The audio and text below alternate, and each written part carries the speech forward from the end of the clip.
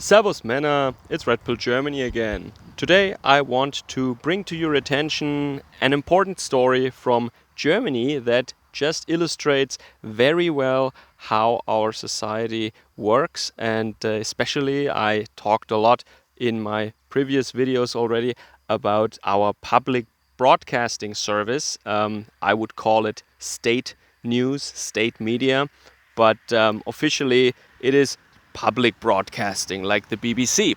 But as far as I know, I heard that from the BBC you can actually opt out. In Germany, you cannot do that. So some people over the years have actually gone to jail because they didn't want to watch public TV. Well, I should be more precise. Actually, they didn't want to pay for it. But I want to tell you about the current case of Mr. Georg Thiel, who is in jail right now, as I believe, and he is jailed for 6 months for not paying his radio fee or radio tax, because it is a tax basically. Every household has to pay it. Every resident of Germany who has an address here, so every household has to pay it. Doesn't matter if you're German or whatever. The way that this works is this man, Georg Thiel, he doesn't have a TV, nor does he have a radio. So he didn't pay it until 2013, and that was legal, because the article that I read, it said that his last radio broke at some point, and he didn't want to get a new one, and then he informed the public broadcasting service that his radio broke and he doesn't have any other machines by which to receive public broadcasting content. So he didn't have to pay anymore. But 2013 then the law was changed, and now it doesn't matter anymore if you can receive the program or not. Every household pays. And I think it's €17 something a month or something. Okay, and you cannot opt out of that. And he said, no, I'm not paying this. I haven't paid until now, and I still don't have a TV. I still don't have a radio. I'm not paying this. Yeah, and then over the years, 2013, you can see already how long this takes. They were writing him letters, and they said, you owe money to us, and so on. And now finally, the state decided to put him in jail. Now, what I find interesting or illuminating about this story is the public broadcasting service and all the leftists and all the mainstream political parties that are profiting from this one-sided coverage, especially when it comes to social or political stories. They are profiting from the loyalty, I would say, of these so-called journalists in the public broadcasting service. And they always go on telling us, no, this is not state media. This is not state television, because it is public television. It has nothing to do with the state. Well, I wonder now, if it has nothing to do with the state, why does the state put you in jail if you don't want to pay it? And they said quite clearly, he didn't commit a crime, he just owes money to the state. Yaha! If someone owes money to me, that person doesn't go to jail, right?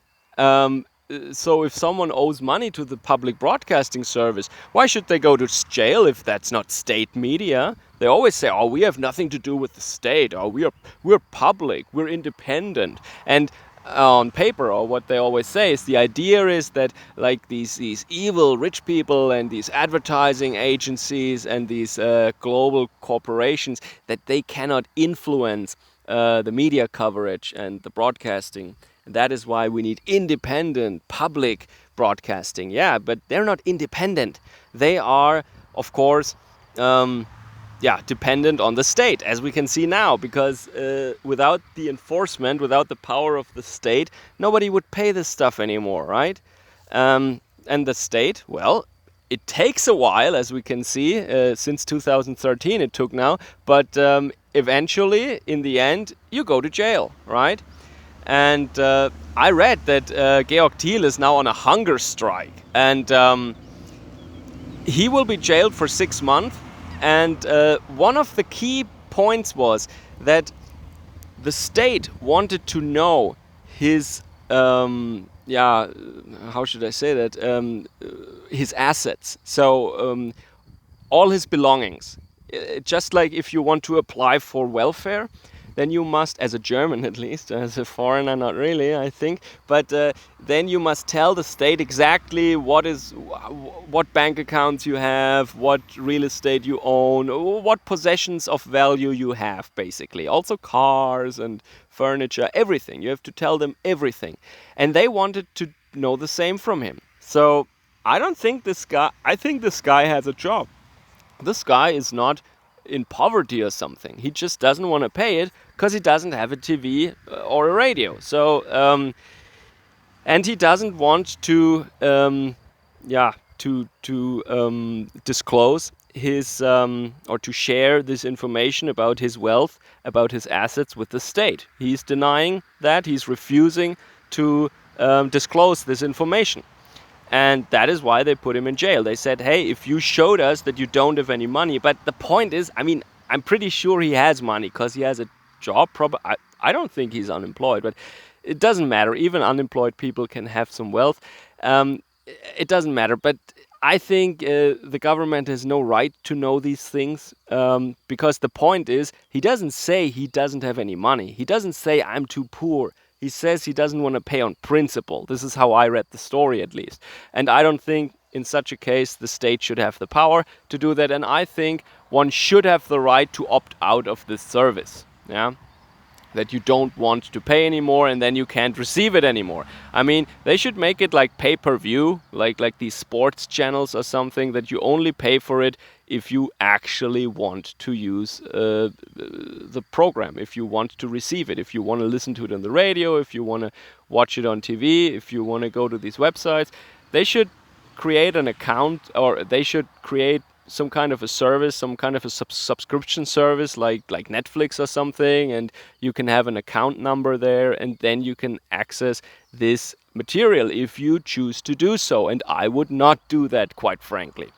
Anyway, so I think when these 6 months are over, then after 2 years they can jail him again for 6 months. I read. So then he has 2 years of a break, yeah, where he can enjoy his freedom, and then in 2 years he will go to jail again. And the purpose of his imprisonment is, and they admit that openly, to break his will so that he will come to his senses and pay. Yeah, so that is a pure punishment so that he will pay. Yeah, it's not a crime. It's because he owes money to the state. And I think that clearly shows that our so-called public broadcasting service, die öffentlich-rechtlichen Rundfunkanstalten, or öffentlich-rechtlicher Rundfunk, yeah, that they are not just public. No, it is actual state media. Yeah. Deutsche Welle, as I often say, that is real state media because Deutsche Welle is taxpayer funded, and by inventing this household fee that is technically a tax, if you ask me, they just used a different word for that money that you pay, and then it's not a tax, so it's not state media. Tee. Yeah, I mean, nobody believes that. And when the state can put you in jail for not wanting to pay something that you cannot even use because you don't have a radio or a TV, that is ridiculous. And when the state is the enforcer, that means that this is state media. Because if someone owes money to me, yeah, I'm not a legal expert, but if someone owes money to me, the state doesn't put that person in jail and pressures him to just pay RPG his money because that's the way it should be. All right. So let me know what you think about that in the comments down below. And maybe something like that goes on in your country. Do you have state media too? Let me know in the comments. Servus, Kameraden.